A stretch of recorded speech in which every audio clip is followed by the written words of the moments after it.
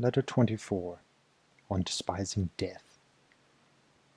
You write to me that you are anxious about the result of a lawsuit, with which an angry opponent is threatening you, and you expect me to advise you to picture to yourself a happier issue, and to rest in the allurements of hope. Why indeed is it necessary to summon trouble, which must be endured soon enough when it has once arrived, or to anticipate trouble and ruin the present through fear of the future? It is indeed foolish to be unhappy now, because you may be unhappy at some future time. But I shall conduct you to peace of mind by another route. If you would put off all worry, assume that what you fear may happen will certainly happen in any event. Whatever the trouble may be, measure it in your mind, and estimate the amount of your fear. You will thus understand that what you fear is either insignificant or short-lived. And you need not spend a long time in gathering illustrations which will strengthen you. Every epoch has produced them. Let your thoughts travel into any era of Roman or foreign history, and there will throng before you notable examples of high achievement or of high endeavor. If you lose this case, can anything more severe happen to you than being sent into exile or led to prison? Is there a worse fate than any man may fear than being burned or killed? Name such penalties one by one, and mention the men who have scorned them. One does not need to hunt for them. It is simply a matter of selection.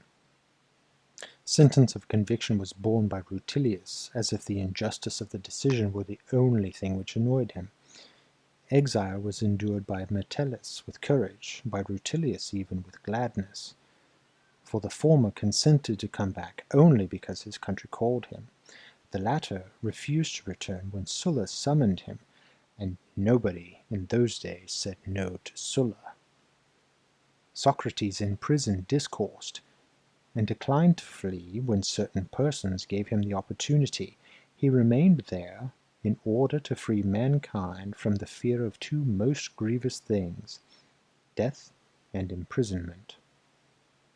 Mucius put his hand into the fire. It is painful to be burned, but how much more painful to inflict such suffering upon oneself? Here was a man of no learning, not primed to face death and pain by any words of wisdom, and equipped only with the courage of a soldier, who punished himself for his fruitless daring. He stood and watched his own right hand falling away piecemeal on the enemy's brazier, nor did he withdraw the dissolving limb, with its uncovered bones, until his foe removed the fire. He might have accomplished something more successful in that camp, but never anything more brave.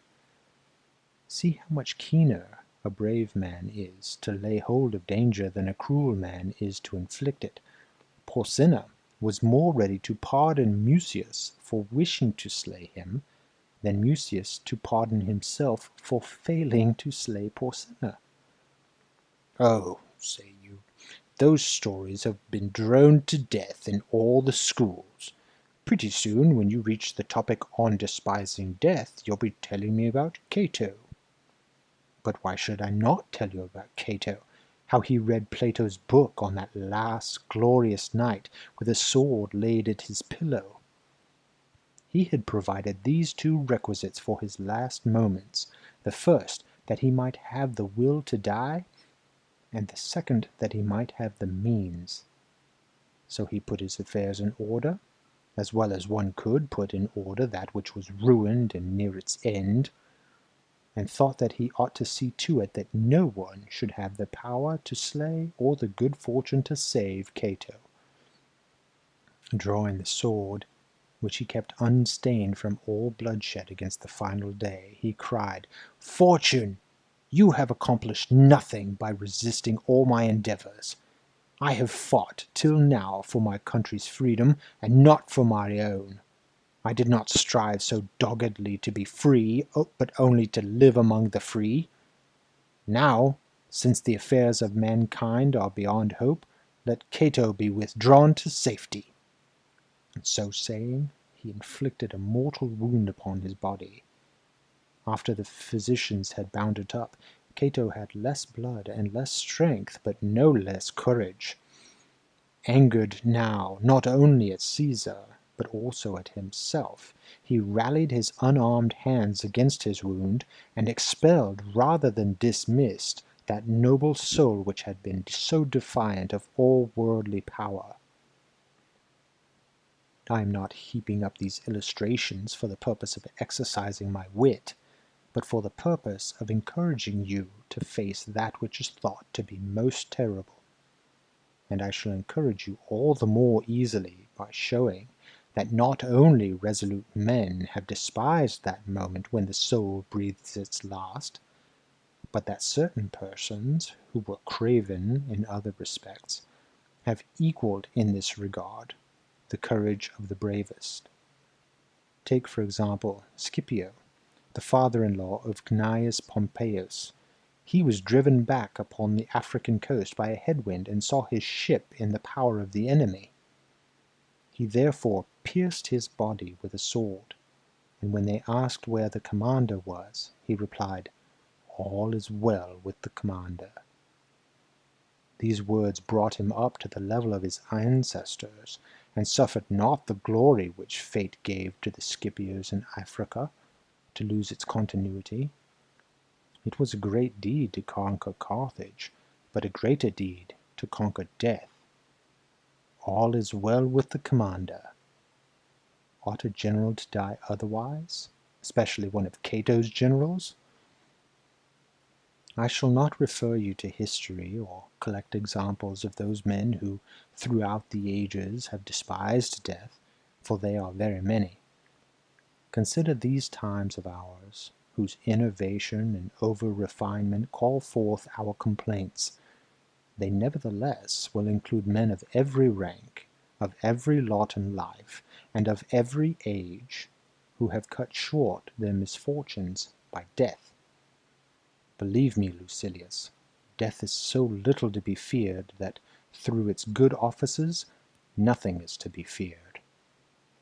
Therefore, when your enemy threatens, listen unconcernedly.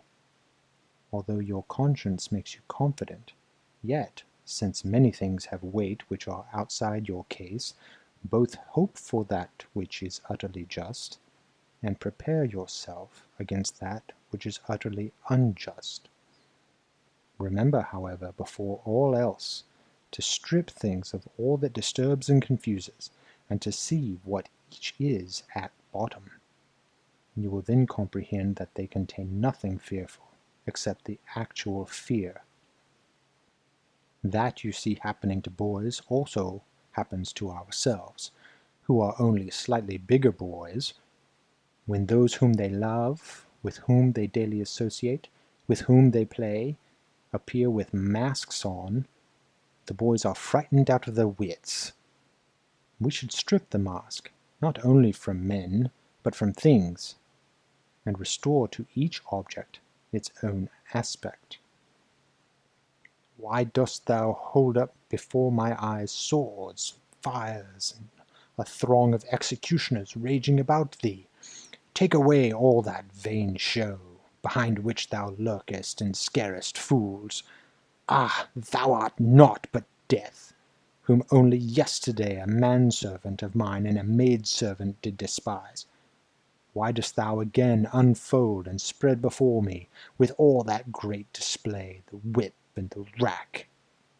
Why are those engines of torture made ready, one for each several member of the body, and all the other innumerable machines for tearing a man apart piecemeal? Away with all such stuff, which makes us numb with terror. And thou, silence the groans, the cries, and the bitter shrieks ground out of the victim as he is torn on the rack.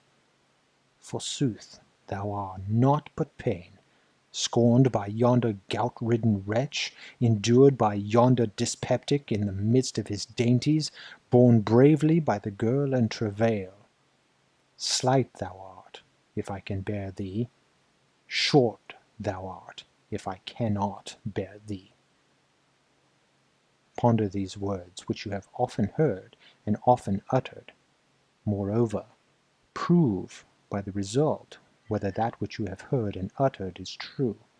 For there is a very disgraceful charge often brought against our school, that we deal with the words and not with the deeds of philosophy. What? Have you only at this moment learned that death is hanging over your head? At this moment exile? At this moment grief? You were born to these perils. Let us think of everything that can happen as something which will happen. I know that you have really done what I advise you to do. I now warn you not to drown your soul in these petty anxieties of yours. If you do, the soul will be dulled, and you will have too little vigor left when the time comes for it to arise. Remove the mind from this case of yours to the case of men in general. Say to yourself that our petty bodies are mortal and frail. Pain can reach them from other sources than from wrong or the might of the stronger. Our pleasures themselves become torments. Banquets bring indigestion, carousels, paralysis of the muscles, and palsy. Sensual habits affect the feet, the hands, and every joint of the body. I may become a poor man. I shall then be one among many. I may be exiled. I shall then regard myself as born in the place to which I shall be sent. They may put me in chains. What then? Am I free from bonds now?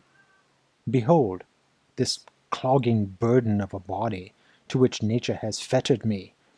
I shall die, you say. You mean to say, I shall cease to run the risk of sickness. I shall cease to run the risk of imprisonment. I shall cease to run the risk of death. I am not so foolish as to go through at this juncture the arguments which Epicurus harps upon, and say that the terrors of the world below are idle, that Ixion does not whirl round on his wheel, that Sisyphus does not shoulder his stone uphill, that a man's entrails cannot be restored and devoured every day. No one is so childish as to fear Cerberus, or the shadows, or the spectral garb of those who are held together by naught but their unfleshed bones. Death either annihilates us, or strips us bare. If we are then released, there remains the better part, after the burden has been withdrawn. If we are annihilated, nothing remains. Good and bad are alike removed. Allow me at this point to quote a verse of yours, first suggesting that when you wrote it, you meant it for yourself no less than for others. It is ignoble to say one thing and mean another, and how much more ignoble to write one thing and mean another. I remember one day you were handling the well-known commonplace that we do not suddenly fall on death, but advance towards it by slight degrees. We die every day. For every day a little of our life is taken from us. Even when we are growing, our life is on the wane. We lose our childhood, then our boyhood, and then our youth. Counting even yesterday, all past time is lost time. The very day which we are now spending is shared between ourselves and death. It is not the last drop that empties the water clock, but all that which previously has flowed out. Similarly, the final hour when we cease to exist does not of itself bring death, it merely of itself completes the death process. We reach death at that moment, but we have been a long time on the way. In describing the situation, you said in your customary style, for you are always impressive, but never more pungent than when you are putting the truth in appropriate words, "Not single is the death which comes. The death which takes us off is but the last of all." I prefer that you should read your own words rather than my letter, for then it will be clear to you that this death, of which we are afraid, is the last but not the only death. I see what you are looking for. You are asking what I have packed into my letter, What inspiriting saying from some mastermind, what useful precept. So, I shall send you something dealing with this very subject which has been under discussion. Epicurus upbraids those who crave as much as those who shrink from death. It is absurd, he says, to run towards death because you are tired of life, when it is your manner of life that has made you run towards death.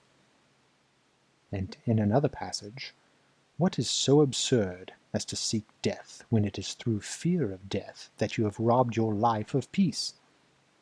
And you may add a third statement of the same stamp.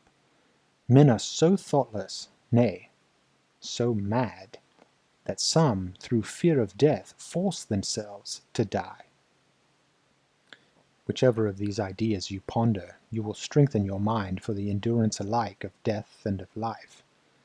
For we need to be warned and strengthened in both directions, not to love or to hate life overmuch, even when reason advises us to make an end of it.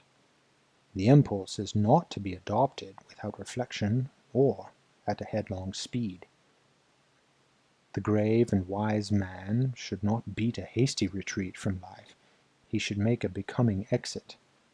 And above all, he should avoid the weakness which has taken possession of so many, the lust for death. For just as there is an unreflecting tendency of the mind toward other things, so, my dear Lucilius, there is an unreflecting tendency towards death.